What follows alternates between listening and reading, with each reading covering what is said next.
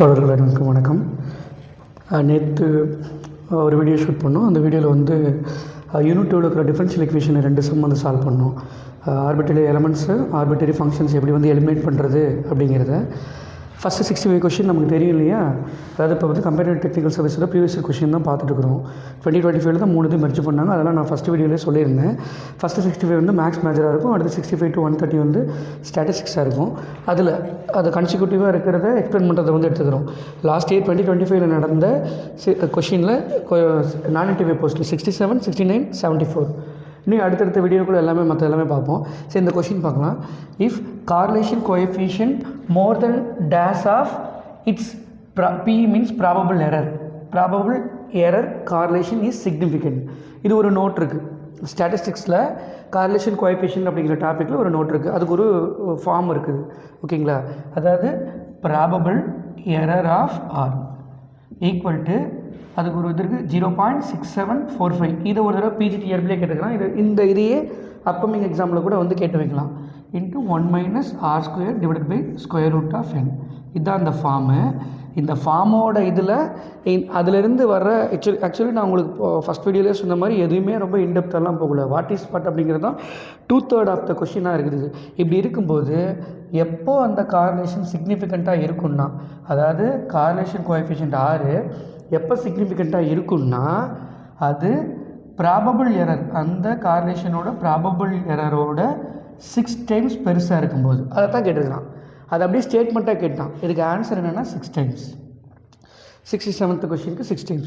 If correlation coefficient more than 6 times of its ஆறுங்கிற correlation coefficient அதனோட probable error ஆரை விட 6 மடங்கு பெருசாக இருக்கும்போது சிக்னிஃபிகண்ட்டாக, அதாவது அந்த கார்லேஷன் வந்து ரொம்ப ஸ்ட்ராங்காக இருக்கும் அப்படிங்கிற ஒரு மீனிங். அவ்வளோதான். இது கேள்வி கேட்டால் அவ்வளோதான் ஆன்சர். இது ஒருவேளை இப்போ வர அப்கமிங் எக்ஸாமில் இதையே கேட்கலாம்.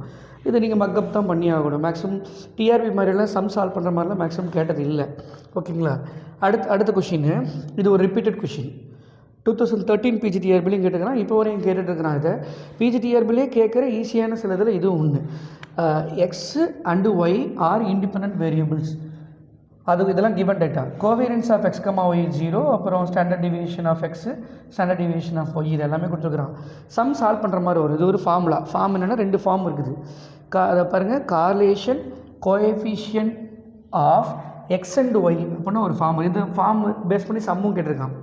2016 நடந்த பிளாக் ஹெல்த் ஸ்டாட்டிஸ்டிஷியனோட எக்ஸாம்லலாம் கேட்டுக்கிறான். பிட்வீன் x அண்ட் ஒய்யாக இருந்தால் என்ன ஃபார்ம் அப்படின்னா கார்லேஷன் கோஎஃபிஷியன்ட்டோடது.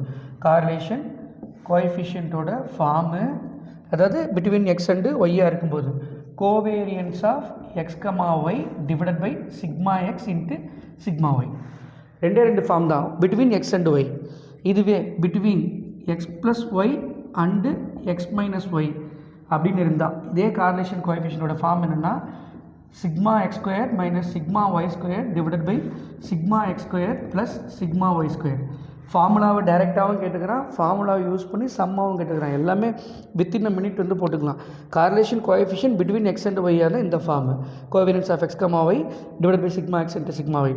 அதுவே between x plus y and x minus ஒய்யாக இருந்தால் sigma x² minus sigma y² divide by sigma x². அதே டைம் தான், மேலே மைனஸ் வருது, கீழே ப்ளஸ் வருது. ஆனால் இங்கே அதெல்லாம் கேட்கவே இல்லை. நமக்கு நல்லாவே ஒரு தியரம் இருக்குது. எக்ஸ் அண்ட் ஒய் வந்து இண்டிபெண்ட் வேரியபிளாக இருந்தால் கோவேரியன்ஸ் ஆஃப் x, y இது ஒரு தனி தீரம். இதில் உள்ளே வர தீரம் கோவேரியன்ஸ் ஆஃப் x, y கண்டிப்பாக 0வாக தான் இருக்கும். இஃப் ஒன்லி இஃப் வந்து நாட் ட்ரூ, அதாவது கான்வர்ஸ் வந்து not true. Covariance of x, y 0வாக இருந்தால், கோவேரியன்ஸ் ஆஃப் x, yக்கு ஃபார்ம் இருக்குது தனியாக, 0வாக இருந்தால் இந்த எக்ஸும் ஒய் 2 இண்டிபெண்ட்டாக இருக்க தேவையில்லை. இண்டிபெண்ட்டாக இருந்தால் எக்ஸு ஒய் அப்படிங்கிற 2 வேரியபிள் இண்டிபெண்ட்டாக இருந்தால் கோவேரியன்ஸ் ஆஃப் x, y 0. அதுவே கோவேரியன்ஸ் ஆஃப் x, y 0வாக இருந்தால் இது 2 இண்டிபெண்ட்டாக இருக்குங்கிற நீட் இல்லை. இங்கே அதெல்லாம் கேட்கவே இல்லை. அப்படியே இந்த ஃபார்முலாவில் கொண்டு போய் மேலே அப்ளை பண்ணிங்கனாவே 0 இல்லை, 0ன்னு அப்ளை பண்ணிங்கனாவே டோட்டல் டேர்ம் என்ன ஆயிரும், 0ன்னு வந்துடும். அப்போ இதுக்கு ஆன்சர் என்னென்னா 0. 69th கொஷினுக்கு வந்து 0. ஓகேங்களா. இது வந்து கார்லேஷன் கோஎஃபிஷியன்ட்டோட அந்த இதனோடது வந்து இண்டிபெண்ட்டாக இருக்கும்போது. அடுத்த கொஷின் வந்து ரொம்ப ஒரு 3 தியரம் வரும். ஸ்டாட்டிஸ்டிக்ஸோட ஸ்டார்டிங் பார்ட் படிக்கும்போது மீன் மீடியன் மோடு, பர்சன்டைலு, குவார்டைலு, டிசைலு, அதுக்கப்புறம் கார்லேஷனு இதெல்லாம் படிக்கும்போது அதில் மீன் மீடியன் மோடு ஸ்டார்டிங்கில் படிக்கும்போது 3 தியரம் வரும். சுற்றி அதே தான் கேட்குறான். டிஆர்பிக்கு நிறைய தடவை கேட்டுக்கிறான். அதுவும் கம்பேர்டு டெக்னிக்கல் சர்வீஸில் இந்த நிறைய தடவை எதிர்பார்க்கலாம். அதில் ஒன்று என்னென்னா mean deviation is least when taken from எங்கே அப்படின்னா மீடியன். இதுவே இன்னொரு கொஷின் பழைய ஸ்டாட்டிஸ்டிக்கல் சர்வீஸ் எக்ஸாம் கேட்டுக்கிறேன்னா when இங்கே பாருங்க the mean deviation is dash when taken from median. இதுக்கு 3 தியரம் இருக்குது, 3 ஒரே மாதிரியே ப்ராப்பர்ட்டி மாதிரியே இருக்குது. கேள்வி இந்த ஃபார்மேட்டில் கேட்டாங்கன்னா அந்த 3லேருந்து ஏதோ ஒன்று தான் கேட்பாங்க. ஒன்று இது, அதாவது mean deviation, sum of the mean deviation is least or minimum. Okay, ஒரு 0வாக இருக்கலாம், அதாவது மினிமமாக இருக்கலாம் when it is taken from median.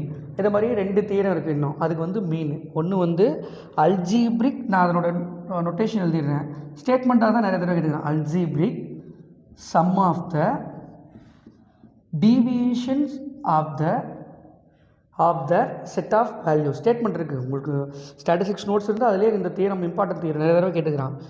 Is 0 எப்போ அப்படின்னா when it is arithmetic mean. இது ஒன்றுக்கு மட்டும் தான் மீடியன் ஒரு ஆன்சர், மீதி 2க்குமே மீன், அது arithmetic mean தான் answer. Sum of the deviation, அதாவது அல்ஜிப்ரிக் சம் ஆஃப் த, சம்னா summation, algebraic sum of the deviation. நீங்கள் 9th புக்லேயே பார்ப்பீங்க டீவியேட் ஆகிறது. இது வந்து மீன். Algebraic sum of the deviations of the set of values from the arithmetic mean is 0. இதே மாதிரி தான் கேட்டுக்கிறான். ஃப்ரம் த டேஷ்னு போட்டு கேட்டு வச்சுருவாங்க, எப்படி மீடியன்னு போட்டிங்க அதே மாதிரியே. அப்போ வந்து அதுக்கு வந்து அரித்மெட்டிக் மீன் ஆர் மீன் வந்து ஆன்சர் வந்து இது பண்ணணும். இஸ் 0 இடத்துலேயே டேஷ் போட்டுக்கலாம். இன்னொன்று இது வந்து சம் ஆஃப் த அதாவது algebraic sum of the deviations. இன்னொரு இது இருக்குது, இதை ஃப்ரீக்வன்சி ஆட் பண்ணிக்கிறாங்க, அவ்வளோதான். அப்போது அதே இன்னொரு இது வந்து sum of the squares of the deviations is least. இதுவும் எங்கன்னா when it is taken from mean. இதுவும் மீன் தான், அதாவது அரித்மெட்டிக் மீன் வரும். இந்த ஸ்டேட்மெண்ட் அப்படியே சொல்லிட்டேன். அப்போது ஒரு வேளை அப்கமிங் எக்ஸாமில் ஆகஸ்ட் ஃபஸ்ட் வீக் நடக்கிற எக்ஸாமில் இந்த 2 தியரத்துலேருந்து நான் தீர்த்தோட ஈக்குவேஷன் ஃபார்மெட் எழுதிட்டேன். மேக்ஸிமம் வந்து ஸ்டேட்மெண்ட்டாக தான் வந்து கேட்டுக்கிறாங்க. பழைய 10 வருஷத்தோட ஸ்டாட்டிஸ்டிக்கல் சர்வீஸ் எக்ஸாம் எடுத்து பார்த்தீங்கன்னாலும் சரி, இப்போ டிஆர்பியோட சிலபஸ் எடுத்து பார்த்தீங்கன்னாலும், டிஆர்பியோட ப்ரீவியஸ் கொஸ்டின் எடுத்து பார்த்தீங்கன்னாலும் சரி, அப்படி தான் வரும். அதாவது sum of the algebraic sum of the deviations of algebraic sum of the deviations of the set of values is, அதாவது from the arithmetic mean is 0. arithmetic mean இருந்து எடுக்கும்போது அது 0. இல்லாட்டி 0வாக இருந்ததுன்னா எதுலேருந்து எடுப்பாங்கன்னா arithmetic mean இருந்து. அதே மாதிரியே sum of the squares of the, இங்கே ஸ்கொயர் வரும், sum of the squares of the set of values is minimum or least.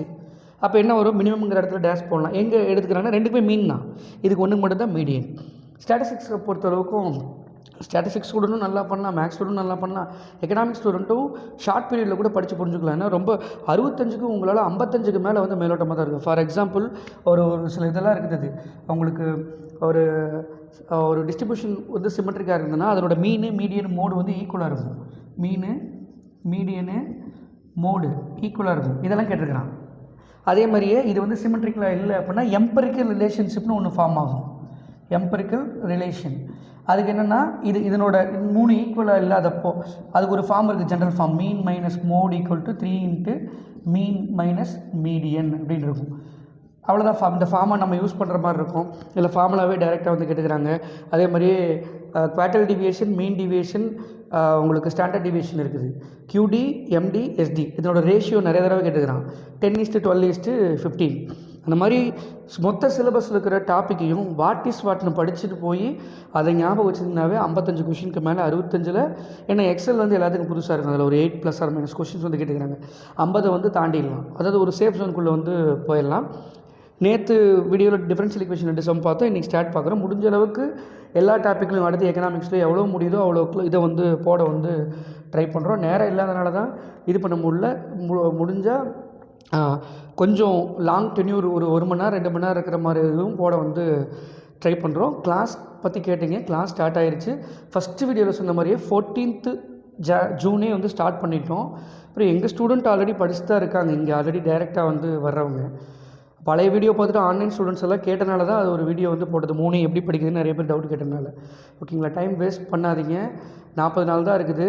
Full ஃப்ளெஜ்டாக படிச்சிங்கன்னா, ஏன்னா இந்த இயர் நடக்க போகிற ஃபஸ்ட் எக்ஸாம் கண்டிப்பாக வந்து கிளியர் பண்ணுறதுக்கான ப்ராபபிலிட்டி அதிகம். எது டவுட்டுனாலும் இல்லை கிளாஸ் பற்றி டவுட்டுனாலும் கீழே டிஸ்கிரிப்ஷனில் இருக்கிற நம்பருக்கு வந்து கால் பண்ணுங்கள். தேங்க்யூ.